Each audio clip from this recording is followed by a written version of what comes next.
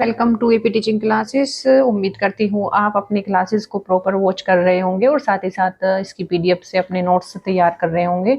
इसके क्वेश्चन भी साथ साथ आप लगाते रहना। और आज हम उसी सीरीज में पाचन तंत्र यानी कि डाइजेस्टिव सिस्टम को समझेंगे। जो भी बच्चा यूपी के लिए होम साइंस से एलटी या फिर टीजीटी की तैयारी कर रहा है तो उसके लिए एक क्लास है। साथ ही साथ अगर आप डीएसएसपी में डोमेस्टिक साइंस यानी कि घरेलू विज्ञान की तैयारी कर रहे हैं जिसका आपका सिलेबस सेम ही है तो उसके लिए भी ये सेम क्लास रहती है।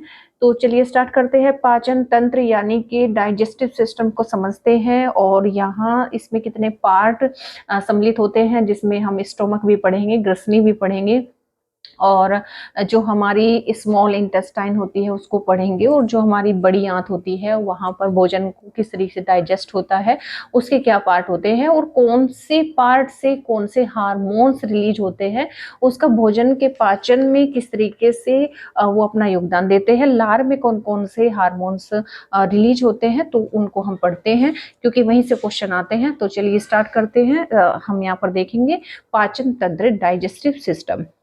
तो देखिए जो हमारा पाचन होता है वो आपको पता ही है कि वो हमारे मुख से स्टार्ट होता है। यहाँ पर आपके सामने एक पिक्चर है जो आपको दिखा रही है कि यहाँ मुंह, आप जैसे आप स्टार्ट करते हैं तो मुंह से स्टार्ट होकर एक नलिका इस तरीके से यहाँ पर ऐसे नीचे गई हुई है। मैं एक बार पेन इसमें ले लेती हूँ, ठीक है। तो एक नलिका इसमें गई हुई है जिसका काम होता है भोजन को नीचे पहुंचाना, ठीक है। सेकंड, ठीक। तो ये आप दिखाई दे रहा है आपको, यहाँ से ये पाचन आपका स्टार्ट होता है और ये नीचे जाते जाते ये जो नलिका गई हुई है इस नली से आपका भोजन नीचे जाता है, फिर आपका भोजन स्टोमच में जाता है। स्टोमक के बाद में आपका भोजन जाएगा छोटी आंत में, छोटी आंत से भोजन जाएगा उसके बाद में बड़ी आंत में। तो इस तरीके से ये आपका प्रोसेस रहता है। तो जहां से आपसे क्वेश्चन यहाँ से पूछेगा कि भोजन का पचना कहाँ से स्टार्ट हो जाता है, तो आप कंफ्यूज हो जाते हैं उसमें छोटी आंत बड़ी आंत या फिर आपका आमाशय ऑप्शन आ जाता है। नहीं, आप जब आपसे अगर इस तरह के क्वेश्चन पूछता है कि भोजन का पाचन कहाँ से स्टार्ट हो जाता है, कौन से अंग से स्टार्ट हो जाता है, तो आपको आंसर लगाना है मुख। यहाँ से पाचन क्रिया स्टार्ट हो जाती है। तो पाचन क्रिया यहाँ से स्टार्ट होती है। तो मुख का जो काम होता है किस तरीके से भोजन को पचने योग्य बनाता है। तो देखो आप जब भी खाना खाते हो आपको पता ही है आपके मुंह से, आपके मुंह में लार बनती है ना। आपके मुख में जो लार बनती है वो लार अपने आप में कुछ हार्मोन्स रिलीज करती है जो खाने को पचाने में या फिर उसको निगलने में आसान बनाते हैं, उसको नीचे ग्रसनी के माध्यम से नीचे स्टोमच में पहुंचाते हैं, ठीक। तो मुख में से कौन कौन से रिलीज होते हैं ये देखेंगे। फिर उसके बाद भोजन जाता है आपका भोजन नली में, यहाँ पर आपके भोजन नली में जो है खाना जाता है। उसके बाद कौन सा पार्ट आता है, अमाशय आता है। अमाशय, ये आपका अमाशय है, यहाँ पर भोजन पहुंच गया। अब यहाँ पर भोजन 4 घंटे रहेगा। 4 घंटे के बाद पाचन के बाद में भोजन जाता है आपके पक्वाशय और पक्वाशय से भोजन जाता है आपकी छोटी आंत में। ये आपकी छोटी आंत है, ठीक है, ये आपकी छोटी आंत है। और छोटी आंत के बाद जो लास्ट का पाचन का अंग होता है, सबसे लास्ट का, वो होता है बड़ी आंत। तो यहाँ से भोजन इस तरीके से जाता है और ये होते होते इस तरीके से यहाँ पर नीचे आते हुए जो है गुदा द्वार के माध्यम से जो है अपशिष्ट के रूप में बाहर निकल दिया। जो अपशिष्ट होता है, जो अवशेष बचे होते हैं वो अपशिष्ट के रूप में बाहर निकल जाते हैं, ठीक। तो ये इतने पार्ट आपके पाचन में सहायक होते हैं। इनका सीक्वेंस आपसे बिल्कुल नहीं पूछा जाता। हाँ, ये पूछ लिया जाता है पाचन कहाँ से स्टार्ट होता है, तो आपको आंसर देना है मुख से स्टार्ट होता है।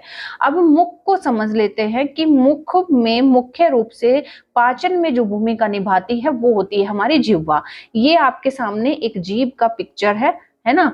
तो जब आप खाना खाते हैं तो खाना आप दांत के माध्यम से क्या करते हैं, दांत का सिर्फ काम होता है खाने को काटना, चबाना, ठीक, और खाने को एक तरह से बारीक करना, ठीक है। तो जितना बार आप चबाते हैं खाना उतना बारीक हो जाता है। और जितना टाइम आप मुंह में खाना रखते हैं, यहाँ से उतनी ही लार जो है बनती है। तो जब लार बनती है तो आपको खाना खट्टा है, मीठा है कि नमकीन है, कैसा है, आप कैसा खाना खा रहे हो, तो ये आपकी जो जीभ होती है, जो पाचन आपका मुख से शुरू होता है, उसमें सबसे पहला अंग आप जीभ पढ़ेंगे। तो जीभ का कार्य होता है ये बताना कि जीभ पे जो छोटे छोटे अंकुर आपको दिखाई दे रहे हैं, ये आपके स्वाद को बताते हैं, ये आपके स्वाद को बताते हैं। ठीक है। सबसे लास्ट का जो भाग होता है जीभ का, ये कड़वा एहसास देता है। इसीलिए जब आप कोई भी दवाई खाई जाती है तो आप बच्चे के बिल्कुल यहाँ पर रखा जाता है। अगर बच्चा लास्ट में ही दवाई रखता है तो वो दवाई और भी कड़वी लगती है ना। ये सबसे मीठा पॉइंट होता है, ये बराबर वाला नमकीन होता है ना। धीरे धीरे इस तरीके से जो है जीभ के भी पार्ट होते हैं, जीभ को अलग से पढ़ने की जरूरत है। अभी हम पढ़ रहे हैं पाचन। तो पाचन में आपने समझ लिया जीभ का। अब जीभ में से जो है लार आपकी निकलती है। अब वो लार का मुख्य काम क्या होता है? लार का मुख्य काम होता है कि जो आपका जो खाना है उसको पिघलने या निकलने लायक उसको बनाता है। अब लार आपसे पूछेगा कि होती कैसी है, क्या ये अम्लीय होती है ना? क्या लार अम्लीय होती है? नहीं, आपको बताना है लार क्षारीय होती है। लार कैसी होती है? क्षारीय। यहां से इस तरह बारीकी से क्वेश्चन पूछता है, आपको समझ में आना चाहिए कि क्वेश्चन कैसे पूछे जाते हैं। आप पढ़ो तो नोट्स कैसे बनाओ, ये आपको पता होना चाहिए। इतनी बारीकी से आपको स्टडी करनी है, क्योंकि क्वेश्चन यहीं से पूछेगा। तो आपसे पूछ लेगा कि लार होती कैसी है, अम्लीय होती है, क्षारीय होती है, तो आपको ध्यान रखना है आपकी लार क्षारीय होती है। फिर पनीली, गाढ़ी, पारदर्शी, ये तो आपको याद रह ही जाएगा, इसमें तो कोई डाउट नहीं है, ठीक है ना। फिर इसमें से जब अगर लार ग्रंथियों की बात करें तो हमारी जीभ में कितनी लार ग्रंथियां होती हैं, तो आपको पता होना चाहिए मुख के दोनों ओर 3-3 होती है, ठीक है। मुख के दोनों ओर के 3-3 लार ग्रंथियां होती हैं, जिनमें से भोजन करते समय जो रस निकलता है ना, जो लार निकलती है, तो जो भोजन को पचाने में या फिर नीचे निकलने में सहायता करती है। सबसे ज्यादा इन ग्रंथियों में से जो सबसे ज्यादा लार निकलती है वो निकलती है मैक्सिलरी ग्लैंड से। तो वह मुख में कौन सी लार ग्रंथि है जिससे सबसे ज्यादा लार निकलती है, तो वो निकलती है मैक्सिलरी ग्लैंड से निकलती है, ठीक है। ये इतना आपने समझ लिया। अब इसके बाद एक और मुख्य मैं आपको बता दूं कि इसी में जो आपकी लार होती है, इसी में एक टाइलिन नामक खमीर होता है। लार में टाइलिन नामक क्या खमीर। अब पता है यहाँ से क्या क्वेश्चन कि टाइलिन क्या है। टाइलिन क्या है? एक खमीर है, एक लवण है, एक जैविक है, एक हार्मोन्स है, ठीक। तो आपको बताना है कि टाइलिन जो लार में बनता है हमारी, वो क्या है? एक खमीर है, हार्मोन्स नहीं है, ना वो लवण है, ना वो कोई प्रोटीन है, ना कोई मतलब जो है मतलब रसायन है, ठीक है। तो आपको बताना क्या है कि वो खमीर होता है, ठीक। तो और इसके आगे यह है भोजन के श्वेतसार को, जो लार होता है या फिर टाइलिन होता है, इसका काम क्या होता है कि भोजन का जो श्वेतसार होता है उसको यानी कि उसकी जो भोजन का जो स्टार्च होता है उसको ये क्या करता है, उसको डेक्स्ट्रीन और माल्टोज अर्थात अंगूरी शक्कर में बदल देता है। अंगूरी शक्कर, ठीक है ना। तो आपसे क्वेश्चन इस तरीके से पूछा जाएगा कि टाइलिन डेक्स्ट्रीन और माल्टोज को किस में परिवर्तित करता है, किसमें परिवर्तित करता है, तो आपको ध्यान रखना है कि वो परिवर्तित करता है अंगूरी शक्कर में। या तो डेक्स्ट्रीन दे देगा या फिर माल्टोज दे देगा, ठीक है। तो इस तरीके से आपको बताना है कि वो अंगूरी शक्कर में परिवर्तित करता है, बहुत इंपॉर्टेंट है। इसके अलावा लार में ही दो और जो है हार्मोन्स पाए जाते हैं इसमें। एक होता है पेप्टाइड, ये हमारे जो है लार में ही बनता है, पेप्टाइड। और दूसरा होता है, आपको पता होना चाहिए, मेलाटोनिन, ठीक है। मेलाटोनिन, इनका भी कार्य आपको पता होना चाहिए। जो पेप्टाइड होता है ये क्या काम करता है, जैसे आपको कोई घाव हो जाता है, जैसे मुंह में कोई भी जख्म हो गया, कोई घाव हो गया, तो वो बहुत जल्दी भरता है। क्यों? क्योंकि वहां पर पेप्टाइड मौजूद है और पेप्टाइड का काम होता है घाव भरना, ठीक है। घाव बनना, जैसे कई कई बार होता है ना, आपका दांत से गाल कट गया या फिर जो है दांत में चोट आ गई, जीभ कट गई, कुछ भी मतलब गर्म उस चीज से मुंह जल गया, तो बहुत जल्दी घाव भरता है जीभ का, क्योंकि वहां पे लार है और लार में जो मौजूद है वो है पेप्टाइड। पेप्टाइड, जिसका काम ही आपके मुंह के या जो है जख्म भरना या घाव भरना होता है। फिर मेलाटोनिन का क्या काम होता है? मेलाटोनिन, इसी के नाम से आपको सेंस आ रही होगी, क्योंकि जब हम मतलब लाइट में रहते हैं, है ना, तो लाइट में रहते हैं तो अक्सर आपने देखा है कि आपको नींद बहुत देर से आती है, लेकिन जैसे ही आप जो है लाइट ऑफ कर देते हैं, अंधेरा हो जाता है, तो ये मेलाटोनिन रिलीज होता है जो कि आपको नींद लाने में सहायक होता है। ठीक है, तो मेलाटोनिन कहाँ पर होता है? आपकी लार में बनता है, आपके मुंह में बनता है। ठीक, तो जब भी आप सोते समय आपने कभी भी नोटिस किया होगा कि जिस दिन आपने मीठा खाया है उस दिन जो है जल्दी आपको नींद आ जाती है, क्योंकि मीठे से जल्दी मुंह में लार आती है, या फिर खट्टे से जल्दी मुंह में जो है लार बनती है, बहुत ज्यादा लार बनती है। तो खासकर ये कब रिलीज होता है ये आप देखना, जब आप लाइट ऑफ कर दोगे तो जल्दी आपको नींद आती है। क्यों? क्योंकि ये जल्दी रिलीज होने लगता है। ठीक है, तो मेलाटोनिन आपको जगाने में या फिर नींद लाने में बहुत सहायक होता है। जगाने में कैसे सहायक होता है कि जब लाइट ऑन होती है या फिर उजाला हो जाता है तो ये बनना बंद हो जाता है, इसलिए जगाने में सहायक होता है। ठीक, तो इस तरीके से आपको डिटेल से हर एक चीज को समझना है, कॉन्सेप्ट क्लियर करने हैं। जब कॉन्सेप्ट क्लियर कर लोगे तो क्वेश्चन कहीं से भी आ जाए आपको क्लियर रहेगा, है ना। तो इससे कॉन्फिडेंस भी आता है। इससे सबसे अच्छी बात होती है कि इससे कॉन्फिडेंस आता है, हमें पता होता है कि हमने हर एक टॉपिक की जड़ को निचोड़ लिया है, अब इससे ज्यादा और कहाँ से क्वेश्चन पूछेगा। ठीक, तो हर एक चीज को बारीकी से समझ लेना, उसके बाद कहीं से भी क्वेश्चन पूछ ले, किसी भी टाइप का, किसी भी लेवल का पूछ ले, तो कोई भी आपको एजिटेशन होगी ही नहीं। तो आपने ये समझ लिया, लार तक आपका कंप्लीट हो गया। यहां से पाचन आगे बढ़ेगा, आगे बढ़ेगा।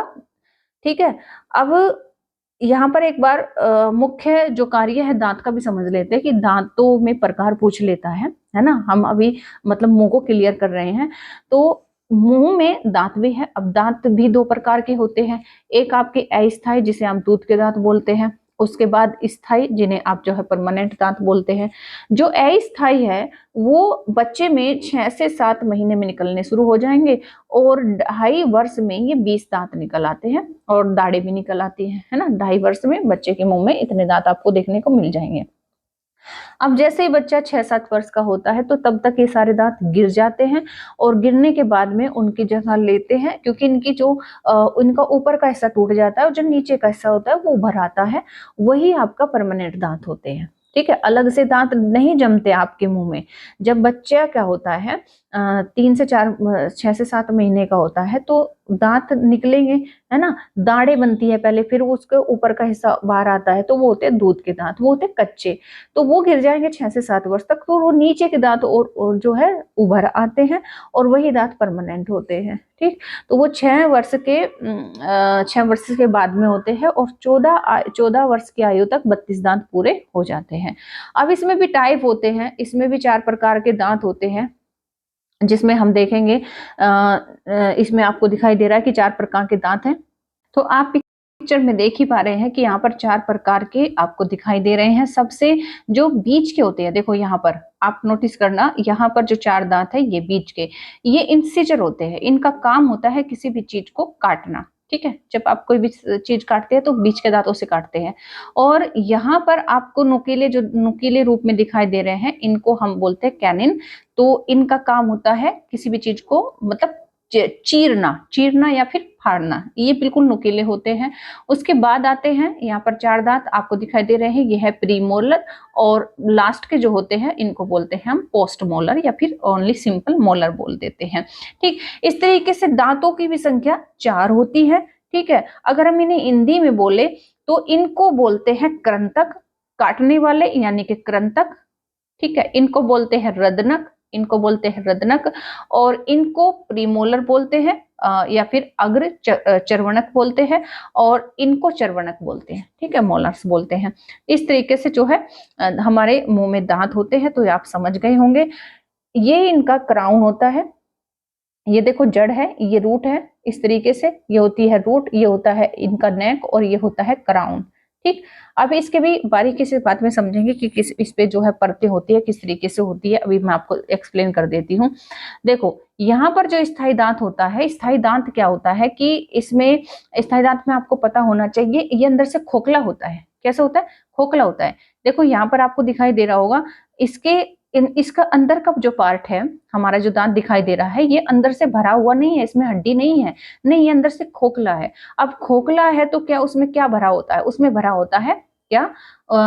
इसमें भरा होता है मज्जा, इसमें पल्प भरा होता है, और उस पल्प को हम मज्जा बोलते हैं। ठीक है, उस पल्प को क्या बोलते हैं? जो दांत के बिल्कुल बीच में जो जगह खाली होती है, वो हड्डी नहीं होती, उसमें बीच में पल्प भरा होता है, उसको हम मज्जा बोलते हैं। ठीक है, तो मज्जा यानी कि खोखले भाग में भरा गूदा होता है। ठीक, दंत कुआ हम किसको बोलते हैं? दंत कुआ बोलते हैं दांत का खोखला भाग। उस गुहा में उस खोखले भाग में जो भरा होता है, उसको हम मज्जा बोलते हैं। क्या बोलते हैं? उसको मज्जा बोलते हैं। ठीक है, इसके बाद डेंटिन क्या होता है? डेंटिन या दंत धातु, डेंटिन या दंत धातु, तो दंत गुहा के ऊपर चढ़ा हुआ मजबूत और कड़ा पदार्थ। ये जो दंत गुहा है, ये जो दंत गुहा है, बीच में आप देखते होंगे हर एक दांत में खासकर दो दाढ़ होती है, वो गड्ढा सा बना होता है। तो दंत गुहा में एक बड़ा ही मजबूत या फिर कहीं की कड़ा पदार्थ भरा होता है। ठीक, जो कि क्या करता है? डेंटिन हमारे मतलब ऊपर के दांतों की जो है सुरक्षा करता है, रक्षा करता है। ठीक, तो ये डेंटिन क्या होता है? दंत गुहा के ऊपर चढ़ा हुआ मजबूत और कड़ा पदार्थ होता है। ठीक, इनेमल क्या होता है? इनेमल होता है कि दांत के नुकीले भागों पर, जो उसके नुकीले भाग होते हैं, जैसे दांत ये है, ये संरचना है, ठीक है, और ये संरचना में ये जो नुकीले भाग है, इन नुकीले भागों पर चढ़ी एक परत अर्थात दंत शिखर पर, जो दंत के शिखर है, जैसे दांत के शिखर है, कि इन पर इनेमल चढ़ा होता है।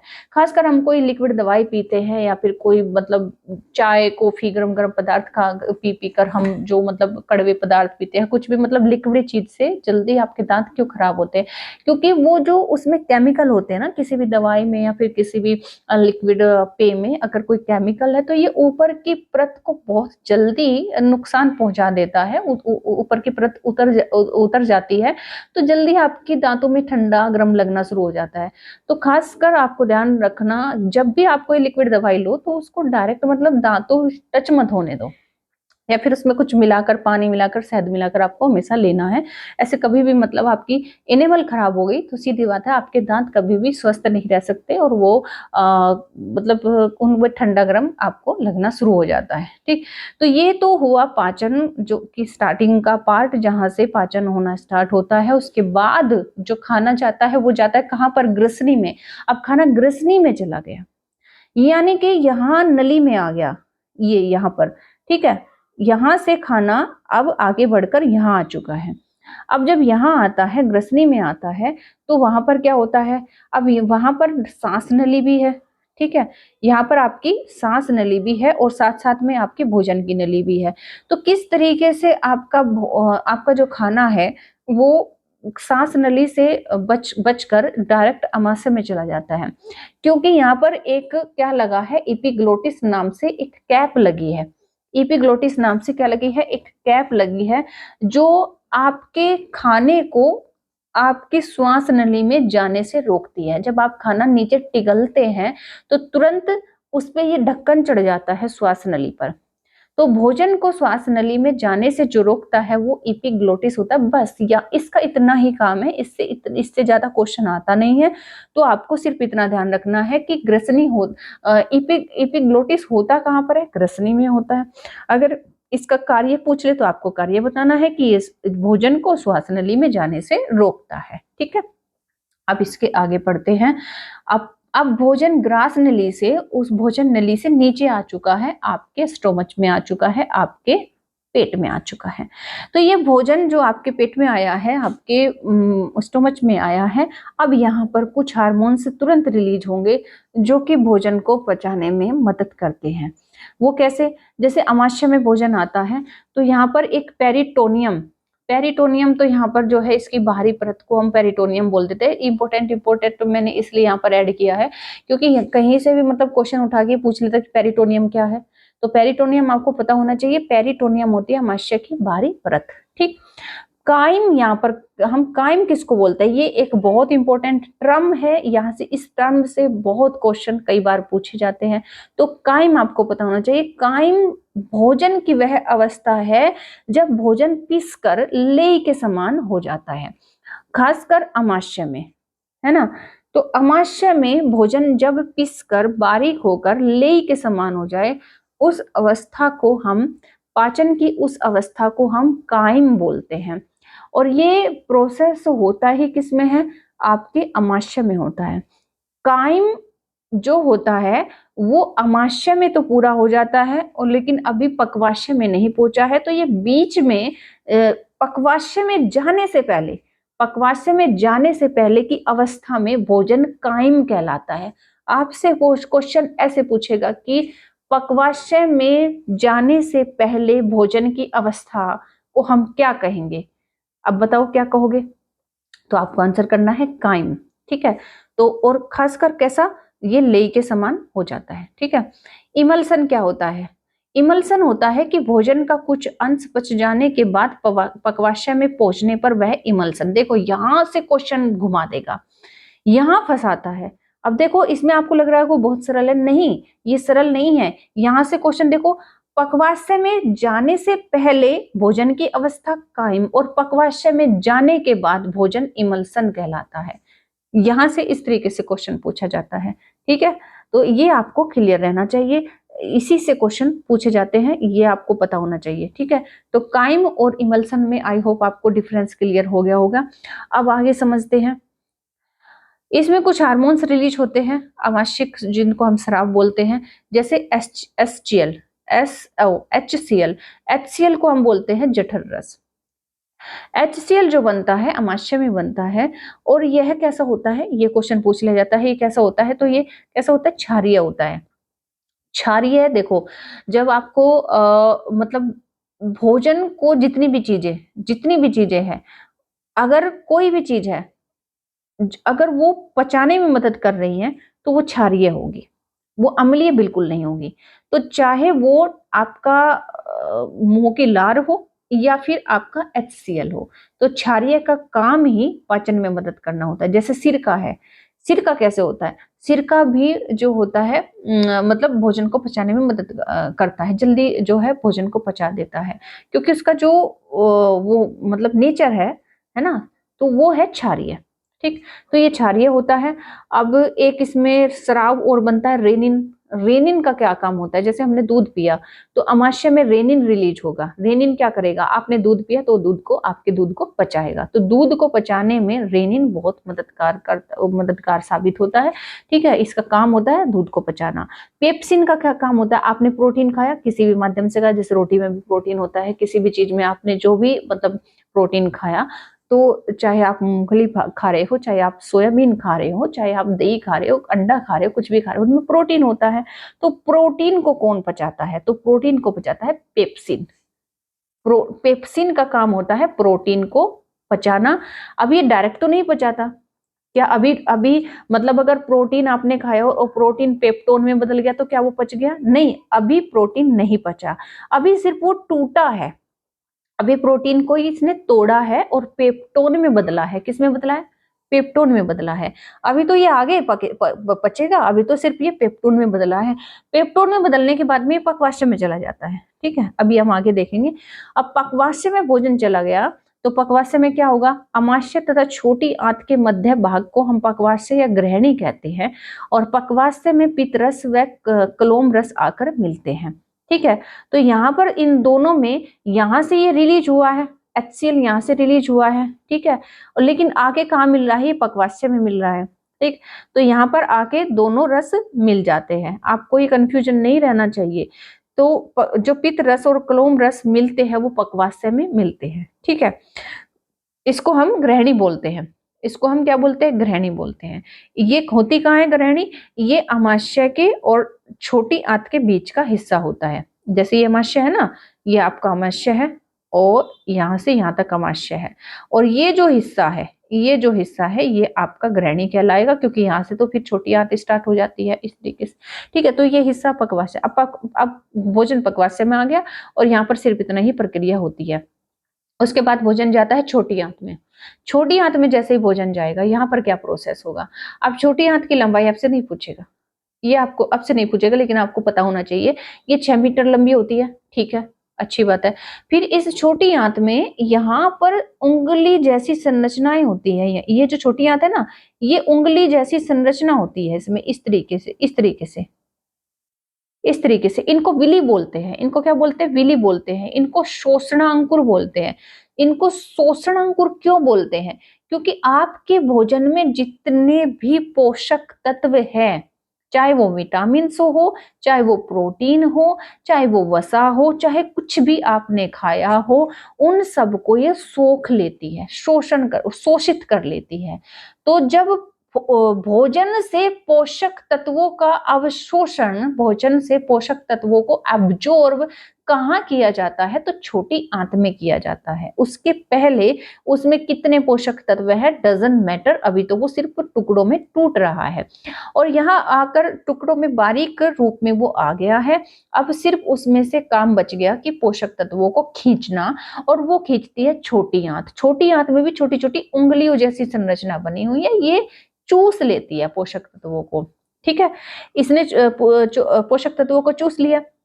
अब इसी में छोटी आंत में एक बनता है इरेप्सिन। मैंने आपको बताया था प्रोटीन पूरा नहीं पचा है, प्रोटीन सिर्फ पेप्टोन में बदला था, वो मतलब टूटा था। अब टूटे हुए पेप्टोन को टूटे हुए पेप्टोन को एमिनो एसिड में बदलते हैं। कौन? इरेप्सिन।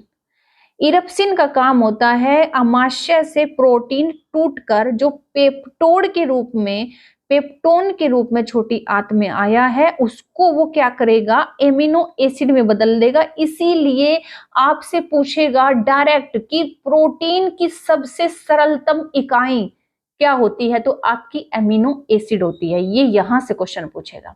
ठीक है, प्रोटीन की सबसे सरलतम इकाई, सबसे छोटा या फिर पचा हुआ रूप आपका क्या कहलाता है? इम्यूनो एसिड कहलाता है।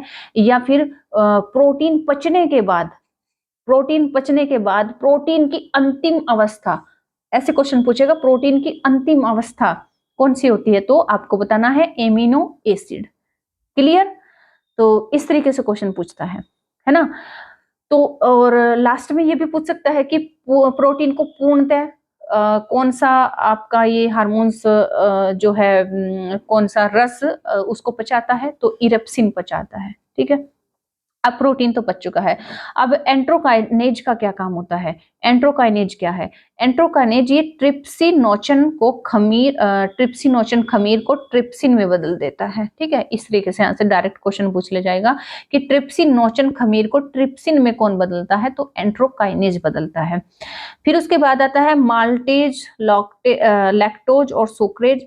यह डाइसैकेराइड्स को मोनोसैकेराइड्स में बदल देता है। ग्लूकोज पर या फिर मैं कहूँ कार्बोहाइड्रेट पर एक पूरा कंप्लीट अपने आप में एक टॉपिक है, उसको हम अलग से पढ़ेंगे, तभी आपको समझ में आएगा कि कौन से लैक्टोज को माल्टोज को सुक्रोज को इस तरीके से कैसे बदलने के बाद में सरलता इकाई क्या होती है, और किस तरीके से जो है डाइसैकेराइड्स या फिर मोनोसैकेराइड्स किस तरीके से जो है अलग अलग, ये आपको अलग से समझना होगा। ठीक है ना। अभी आपने इतना समझ लिया है। इतना समझने के बाद में अब आती है बड़ी आंत। बड़ी आंत में क्या होगा? एक आप यहाँ पर देखो कि यहाँ से भोजन पचने के बाद में क्या होता है, ये आपका भोजन इस तरीके से पच के, है ना, 6 मीटर लंबी छोटी आंत से पच के यहाँ जाएगा, इसमें बड़ी आंत में। ठीक है, ये जो आपको पूंछनुमा हिस्सा दिखाई दे रहा है, ये आपका अपेंडिक्स होता है। अगर ये बढ़ जाता है तो इसको भैया निकलवाना ही पड़ता है, कटवाना पड़ता है। ये बड़ा मतलब दर्द करता है, कहते हैं ना कि मतलब अपेंडिक्स का दर्द हो रहा है, तो अपेंडिक्स होता है बड़ी आंत में, ये बड़ी आंत में होता है। तो अपेंडिक्स इसके बढ़ने पर अपेंडिसाइटिस रोग हो जाता है। ठीक, यहाँ से जो है भोजन आपका ऊपर चढ़ना स्टार्ट होता है, यहाँ पर इस तरीके से जाएगा। ये जो हिस्सा होता है, ये इसको हम क्या बोलते हैं? पूछा जाता है। तो इसको हम सीकम बोलते हैं। इसको क्या बोलेंगे? सीकम। इसको सीकम बोलते हैं। ठीक है, ये आपने समझ लिया। बीच का हिस्सा जो स्टोमच के नीचे होता है, ये पूछ लेता है कि बड़ी आंत के बीच के हिस्से को हम क्या बोलते हैं? बड़ी आंत के बीच के हिस्से को हम क्या बोलेंगे? कोलन बोलेंगे। कोलन, ये मैं आपको यहाँ पर लिख देती हूँ, इसको हम कोलन बोलेंगे। ठीक है ना। उसके बाद में लास्ट में हिस्सा पूछता है मलाशय। ये सीकम सबसे पहला ये है ना, अपेंडिक्स कोलन। हाँ ठीक है, तो इसके बाद में आपका आता है ये मलाशय, ये। ठीक है, ये जो सबसे लास्ट का जो हिस्सा होता है ना, ये आपका मलाशय कहलाता है। ये आपका मलाशय हो गया, ठीक। इसको रेक्टम बोलते हैं इंग्लिश में, ठीक। इसके बाद से जो होता है भोजन यहाँ से जाते जाते यहाँ से, अच्छा बड़ी आंत में भी क्या होता है, क्या खाने में कुछ मतलब पाचन में क्या होता है?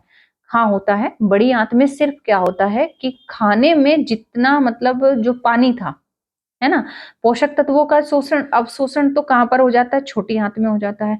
अब खाने में सिर्फ बचा पानी, है ना, तो पानी में जो मतलब अगर आपने कुछ भी लिक्विड खाया है या फिर जो है जितना भी उसमें पानी है जो भी आप खा रहे हैं, तो उसका जो पानी होता है वो बड़ी आंत सोख लेती है, ठीक है। तो बड़ी आंत सिर्फ और सिर्फ खाने से पानी सोखती है, इसके अलावा कुछ भी नहीं सोखती। उसके बाद से जो अपशिष्ट बचता है वो यहाँ पर गुदा द्वार के माध्यम से जो है बाहर अपशिष्ट के रूप में निकल जाता है, ठीक। तो ये पूरा का पूरा प्रोसेस आपने समझा, ये आपकी पाचन क्रिया हमने आज समझी है। पाचन क्रिया से संबंधित आई होप जितना भी क्वेश्चन आपके बनते हैं वो क्लियर हुए होंगे। अलग अलग हार्मोन्स अलग अलग किस तरीके से और इम्पोर्टेंट जो हार्मोन्स है वो बात बात पे क्लियर कर लेंगे। पहले इतना समझना जरूरी था कि पाचन कहाँ से स्टार्ट होकर कहाँ पर जो है खत्म होता है, ठीक है। तो बाकी इसमें जितने भी इम्पोर्टेंट जो भी बनती है चीजें हम क्वेश्चनों में भी देखेंगे। तो आई होप आपको समझ में आया होगा पूरा टॉपिक और समझा होगा कि भाई क्वेश्चन कैसे बनते हैं। आपको क्वेश्चनों से मतलब है और साथ ही साथ आपको कॉन्सेप्ट क्लियर करना है। आपको पता होना चाहिए कि अगर आपसे पाचन से क्वेश्चन पूछ ले तो चूकना नहीं चाहिए, है ना। तो आई होप आपने समझा होगा और इसकी पीडीएफ आपको हमारे टेलीग्राम चैनल पर मिल जाएगी। तो उसके साथ में जो है नेक्स्ट में हम क्वेश्चन देखेंगे और मिलते हैं नेक्स्ट क्लास में। बाकी कोई भी बच्चा जो नया हो चैनल को सब्सक्राइब कर ले, बाकी लोगों को भी शेयर करें अगर आपको क्लास अच्छी लगी तो। चलते हैं और मिलते हैं नेक्स्ट क्लास में, तब तक के लिए thank you, take care, bye bye.